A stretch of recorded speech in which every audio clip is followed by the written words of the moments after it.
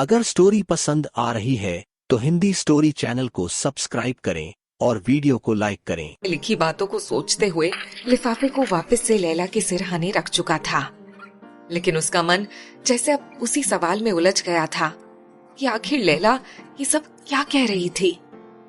ऐसे ही सोचते हुए न जाने कब सुजोय की भी आंख लगने लगी थी। नींद का खुमार जब ज्यादा बढ़ने लगा तो उसने चेयर साइड की और वहीं बेड के कॉर्नर से टेक कर नीचे फर्श पर बैठ गया। उसने लैला के हाथ पर अपना हाथ रख दिया था ताकि लैला की किसी भी हरकत से उसकी आंखें झट से खुल जाएं, क्योंकि इस बार वो लैला को कुछ गलत सोचने का मौका नहीं दे सकता था कि वो उसके कमरे में क्या कर रहा था। रात जैसे जैसे ढलती जा रही थी, लैला का बुखार भी उतरता जा रहा था। यही वजह थी कि जैसे ही घड़ी में सुबह के 6 बज आए, लैला की आंख रोज की अलार्म की वजह से अचानक से खुल गई। आंख खुलते ही उसने जो चीज सबसे पहले महसूस की वो और कुछ नहीं बल्कि अपने हाथ पर कुछ वजन सा महसूस किया। उसने मुश्किल से नींद से बोझल आंखों को खोला और उस तरफ देखा। अपने हाथों पर किसी का हाथ देखकर उसने हड़बड़ाकर पूरी आंखें खोल दी और उसकी हरकत से सुजोय की आंखें भी ठीक उसी वक्त खुल गई थी। उसने जल्दी से लैला को देखते हुए कहा, वो तुम्हारी तबीयत ठीक नहीं थी तो मैं यहीं रुक गया था। लैला का सिर अब भी भारी भारी सा लग रहा था। उसे ऐसा महसूस हो रहा था कि कल शाम से अब तक की उसकी सारी मेमोरी इरेज हो चुकी है। कल से अब तक क्या क्या हुआ था उसे कुछ भी याद नहीं आ रहा था। उसने कुछ कंफ्यूजन भरी नजर सुजोय की तरफ देखा तो उसने जल्दी से पूछा, तुम ठीक हो ना? कुछ और तो फील नहीं हो रहा ना? अगर तुम्हें कुछ भी अजीब सा लग रहा है तो तुम बताओ, मैं तुम्हें अभी के अभी हॉस्पिटल लेकर चलूंगा। उसका इतना फिक्र भरा अंदाज देखकर लैला ने अपनी नजरें झुकाए हुए कहा, नहीं, उसकी कोई जरूरत नहीं, पहले से काफी बेहतर लग रहा है मुझे अब। ये सुनकर सुजोय ने एक गहरी सांस ली और फिर लेटर की तरफ इशारा करते हुए कहा, एक्चुअली मैं ये लेटर देने आया था तुम्हें, रवि ने देने को कहा था। तब मारिया ने बताया कि तुम्हें हाई फीवर है, इसीलिए। लेकिन लैला ने जैसे उसकी पूरी बात सुनी ही नहीं। उसने एकदम से उसके इशारे और रवि के नाम पर एकदम से अपना वो हाथ एनवेलप की तरफ बढ़ाया जो अब तक सुजोय के हाथ के नीचे था। फिर एनवेलप खोलते हुए बोली, रवि ने दिया है। सुजोय ने बस अपना सिर हिला दिया। लैला अब जैसे सुजोय की वहां मौजूदगी से एकदम से अनजान होकर उस लेटर में खो गई थी। सुजोय एकटक उसे वो लेटर पढ़ते हुए देख रहा था। इस दौरान सबसे अच्छी बात ये हुई कि लैला ने वो लेटर दूसरी तरफ से फाड़ा, जिसकी वजह से उसे यह एहसास नहीं हुआ कि इससे पहले उस एनवेलप के साथ खिलवाड़ हो चुका है। सुजोय ने देखा जैसे जैसे वो लेटर पढ़ती जा रही थी, उसके चेहरे पर कई रंग से आकर गुजर रहे थे और फाइनली जब उसने लेटर खत्म करके उसे वापस से मोड़कर साइड में रखा तो सुजोय ने उसकी आंखों से छलकती नमी साफ महसूस की। उसे लगा लैला कुछ तो बोलेगी, लेकिन लैला का चेहरा जैसे कुछ ही देर में बिल्कुल किसी पत्थर की तरह सख्त हो गया था। उसने धीरे से कहा, शुक्रिया, आपने ये लेटर लाकर दिया। सुजोय उससे काफी कुछ पूछना चाहता था, लेकिन उसने सिर्फ इतना कहा, तुम्हारे घर से था लेटर, सब ठीक है ना?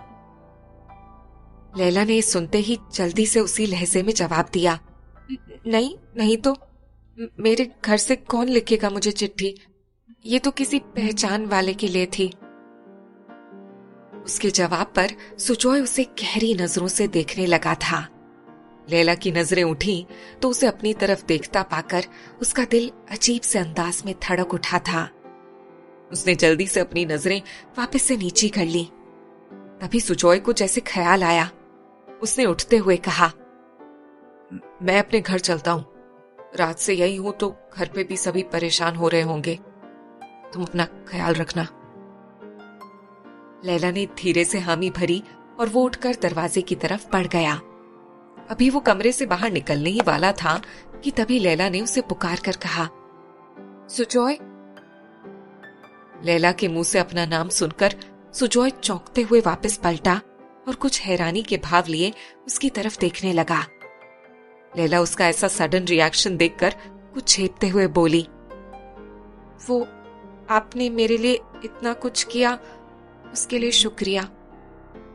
लेकिन सुजॉय ने कुछ और बोलने के उलट एक मीठी सी स्माइल देते हुए कहा, मुझे तुम्हारे शुक्रिया से ज्यादा ये अच्छा लगा कि तुमने पहली बार मुझे मेरे नाम से पुकारा, बिना किसी साहब या सर जैसे लफ्ज के साथ। बाय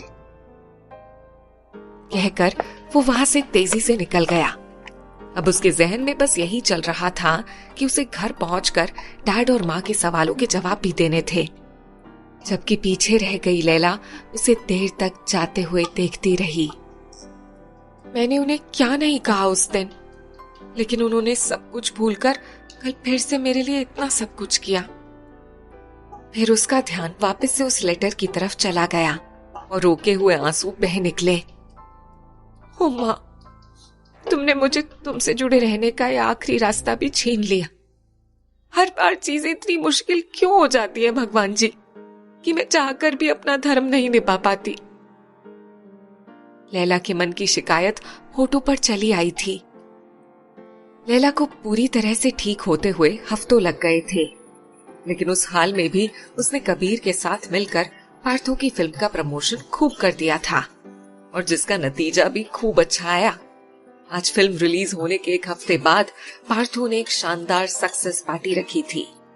फिल्म से जुड़े बाकी सभी लोगों के साथ साथ आज चंद्रा भी खास इस पार्टी को अटेंड करने के लिए बंबई आया हुआ था।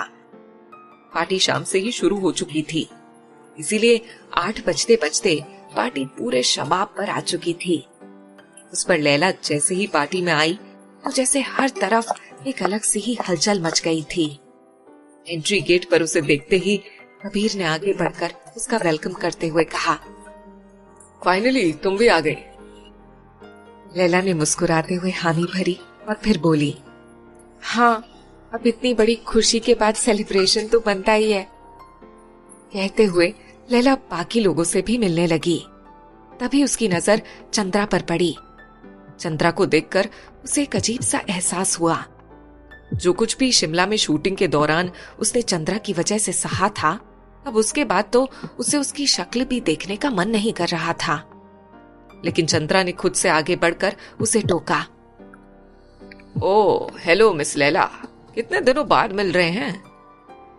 कहकर उसने लैला की तरफ अपना दाहिना हाथ बढ़ाया, लेकिन लैला ने इतने लोगों के होने के बावजूद भी अपने हाथ जोड़ते हुए कहा, नमस्ते चंद्रा सर जी, ये मुलाकात भी इत्तेफाक ही है एक, वरना आप जैसे बड़े लोगों से मिलने का ख्वाब तक न देखे हम गरीब लोग। लैला के लहजे की काट चंद्रा और पार्थो के अलावा और कोई भी महसूस नहीं कर सका था। इसीलिए चंद्रा ने अब उसको कुछ कहने के बजाय अपना सारा ध्यान कबीर की तरफ करता हुआ बोला, आप दोनों को बहुत बहुत मुबारक हो कबीर साहब। वैसे अब इस फिल्म के बाद तो मैंने सोच लिया है कि आप दोनों के साथ और भी प्रोजेक्ट्स हमें करने ही चाहिए। कबीर ने थैंक यू कहते हुए आगे कहा, बिल्कुल, हम साथ में और काम कर सकते हैं, लेकिन उसके लिए मिस लैला के टर्म्स एंड कंडीशंस देखने होंगे। कबीर ने भी ये बात जानबूझकर ऐसे की थी कि चंद्रा को साफ साफ मैसेज जाए। ये सुनकर पार्थो ने एकदम से बात पलटते हुए कहा, वैसे कबीर, चंद्रा सर यहाँ तुमसे खास टॉपिक पर बात करने भी आए हैं। अच्छा, और वो क्या है? कहकर उसने वहां से गुजरते हुए एक वेटर की ट्रे से एक ड्रिंक उठाई। तब चंद्रा ने कहा, वो दरअसल कुछ ही महीनों में इलेक्शन होने वाले हैं और इस बार मुझे भी एमपी के लिए नॉमिनेशन करवाना है, तो मैं चाह रहा था कि आपकी फैन फॉलोइंग तो पूरे इंडिया में अच्छी खासी है, तो क्यों ना हमारे प्रचार प्रसार में खास चेहरा आपको ही बना दिया जाए। बदले में आप जो कहें आपकी फीस।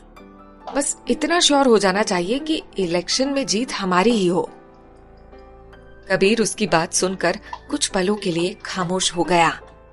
उसे अच्छी तरह से पता था कि चंद्रा की ये बात मान लेना कहीं से भी घाटे का सौदा नहीं था, लेकिन कुछ तो था जो उसे रोक रहा था। उसे ऐसे खामोश देखकर पार्थो ने जल्दी से कहा, देखो कबीर, ये हर कोई अच्छे से जानता है कि पॉलिटिक्स और सिनेमा एक दूसरे से कितने जुड़े हुए हैं। आज का सुपरस्टार कल कहीं ना कहीं MP MLA बन ही जाता है। ऐसे में कहीं ना कहीं लॉन्ग टर्म में ये तुम्हारे लिए भी फायदेमंद हो सकता है।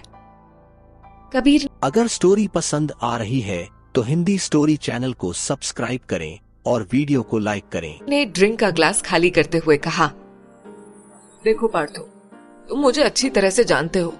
अगर मुझे कोई काम करना होगा तो उसके लिए मुझे मेरे फायदे गिनवाने की जरूरत नहीं होती कोई, क्योंकि अगर मुझे कोई काम नहीं करना होगा तो मेरे लाख फायदे गिनवा दो, मैं वो काम नहीं कर सकूंगा। इस पर चंद्रा ने एकदम मक्कारी से हंसते हुए कहा, अरे कैसी बातें कर रहे हैं कबीर साहब, ये पार्थो तो ऐसे ही कह रहा है, आप बस अच्छे से देख लो। वैसे आपका हमारे इलेक्शन कैंपेन में स्टार प्रचारक होना बहुत खास बात होगी, बस आप सोच कर बता देना। इन सब बातों के बीच लैला यूं ही नजरें झुकाए उनकी बातें सुन रही थी। तभी सामने से डेविड ने आकर सबको ग्रीट किया, फिर लैला की तरफ देखकर मुस्कुराते हुए कहा, लैला मैम, यूनियन ने एक बार फिर से आपका शुक्रिया अदा किया है। पहले ही वो 2 लाख रुपए का चेक, और अब आपने जिस तरह से प्रोडक्शन कंपनीज को स्टाफ के वेलफेयर के लिए पॉलिसीज बनाने की बात रखी है, वो वाकई काबिले तारीफ है। लैला अपनी तारीफ पर कुछ झेपते हुए बोली, मैं यूनियन के लोगों की फीलिंग समझ सकती हूँ डेविड अंकल, लेकिन मुझे लगता है कि इस बात के लिए हम अभी से उतने खुश नहीं हो सकते। ये लड़ाई शायद बहुत लंबी चले, लेकिन ये भी सच है कि मैं इस लड़ाई को जब तक जीत ना लूं तब तक छोड़ूंगी नहीं। और रहा सवाल उन 2 लाख रुपयों का, तो उसके लिए आप चंद्रा साहब का शुक्रिया अदा कर सकते हैं। इत्तेफाक से चंद्रा साहब अभी बीच ही हैं। कहकर लैला ने चंद्रा की तरफ इशारा किया। लैला की आंखों से छलकता कॉन्फिडेंस इस वक्त इतना गहरा था कि कबीर के अलावा पार्थो और चंद्रा को भी अच्छे से महसूस हो रहा था। डेविड ने चंद्रा साहब के सामने हाथ जोड़ते हुए कहा, thank you so much sir, आप नहीं जानते कि आपके उस चेक ने कितनों की मुश्किलें आसान करने में हमारी हेल्प की। चंद्रा को इस वक्त डेविड और लैला की बातें सुनकर एक बेहद अच्छी फीलिंग का एहसास हो रहा था। उसने भी जवाब में हाथ जोड़ते हुए कहा, हम सब एक दूसरे के काम आने के लिए बने हैं डेविड। वैसे इसका क्रेडिट पूरी तरह से लैला मैम को ही जाता है। कहते हुए उसने गहरी नजरों से लैला को देखा। डेविड एक बार फिर से उसका शुक्रिया अदा करके जा चुका था। तब लैला ने उन तीनों से एक्सक्यूज किया और आगे की तरफ बढ़ने लगी। तभी एक तरफ से निकलकर सुधांशु उसकी तरफ आया और बोला, लैला मैम, बस कुछ सवाल प्लीज। लैला ने अपनी भवें उचकाते हुए उसे गौर से देखा और फिर तय करने लगी कि उसे सुधांशु से बात करनी चाहिए या नहीं, क्योंकि हर बार सुधांशु ने जिस तरह से मिर्च मसाले लगाकर उसकी बातें और कवर स्टोरी पब्लिश की थी, अब उसके बाद लैला के मन में सवाल आना जरूरी था। और उसके ठीक सामने खड़े सुधांशु ने जैसे उसके मन में चल रहे इस ऊहापोह को समझ लिया था। उसने एक हल्की सी मुस्कुराहट के साथ कहा, आपके पहले गाने से लेकर अब तक के ज्यादातर मौकों पर मैं आपकी स्टोरी कर चुका हूँ लैला मैम। मानता हूँ कि उनमें से कुछ नेगेटिव थी, लेकिन ये सोचने वाली बात नहीं मैम कि उससे आपकी लोकप्रियता में कोई कमी नहीं आई, बल्कि बढ़ोतरी हुई। इसीलिए आज भी आपका इंटरव्यू करने का हक सबसे पहले मुझे ही मिलना चाहिए। सुधांशु ने कुछ इस तरह से कहा कि लैला वाकई सोच में पड़ गई। तो क्या वाकई उसे इन सब बातों को दरकिनार कर सुधांशु को इंटरव्यू दे देना चाहिए? और ये ख्याल आते ही उसने जैसे मन ही मन में डिसाइड कर लिया। उसने एक साइड लगी चेयर्स की तरफ इशारा करते हुए कहा, चलिए उधर चलते हैं। लैला का जवाब सुनकर सुधांशु के चेहरे पर एक जीत भरी मुस्कुराहट बिखर गई। वो उसके साथ साथ चलता हुआ कुछ दूरी पर लगी चेयर्स की तरफ बढ़ गया। लेकिन जैसे ही लैला वहां पहुंची, सुधांशु को उसके साथ देखकर कुछ और रिपोर्टर्स भी वहां पहुंच गए। अब लैला 5-6 रिपोर्टर्स के सामने बैठी बकायदा एक प्रेस कॉन्फ्रेंस की तरह उनके सवालों का जवाब दे रही थी। उनमें से एक ने पूछा, एक आइटम गर्ल से सीधे इंडस्ट्री में एक सुपरस्टार के साथ लगातार 2 हिट फिल्में देने के बाद क्या लैला रॉय अब खुद को इंडस्ट्री की दूसरी हीरोइन के बराबर समझती है? लैला ने एक हल्की सी मुस्कुराहट के साथ कहा, बराबर क्यों? उनसे आगे क्यों नहीं? लैला के मुंह से जवाब सुनते ही वहां मौजूद सारे ही रिपोर्टर्स हंस पड़े थे। लैला भी उनके चेहरे देखकर मुस्कुरा उठी थी। फिर उसने अगले ही पल कुछ सीरियस मोड में जवाब दिया, जोक सपाट गाइस, मैं नहीं चाहती कि एक दो फिल्मों की कामयाबी से मुझ में बड़े स्टार जैसी फीलिंग्स आने लगे। मेरे बापू अक्सर कहा करते थे, जो लोग छोटी कामयाबियों से खुश होकर खुद को बड़ा समझने लगते हैं, फिर वो कभी बड़े नहीं हो सकते। इसीलिए मैं आप लोगों से भी ये रिक्वेस्ट करूंगी कि आप लोग भी मेरे काम के बारे में खूब बातें कीजिए, लेकिन साथ में मुझे उन कमियों के बारे में भी बताइए जिससे मैं खुद को सुधार सकूं, ताकि आप लोग जो पब्लिक और हमारे बीच ब्रिज का काम कर रहे हैं, उन्हें वाकई में मेरे बड़े स्टार होने की कहानियां मिले। लैला ने अपनी बात कुछ इस अंदाज में कही कि वहां मौजूद सारे ही रिपोर्टर्स वाह वाह कर उठे। तभी वहां पर एक गंभीर आवाज गूंजी, और लैला रॉय के इस बड़ा स्टार बनने के सफर में राज प्रोडक्शंस मील का पत्थर साबित होगी। ये सुनकर सभी मुड़कर आवाज की डायरेक्शन में देखने लगे थे। कौन था ये आने वाला शख्स? क्या वाकई में राज प्रोडक्शंस लैला की जिंदगी में बदलाव की एक नई दास्तान लिखने वाला था? हिंदी स्टोरी चैनल को सब्सक्राइब करें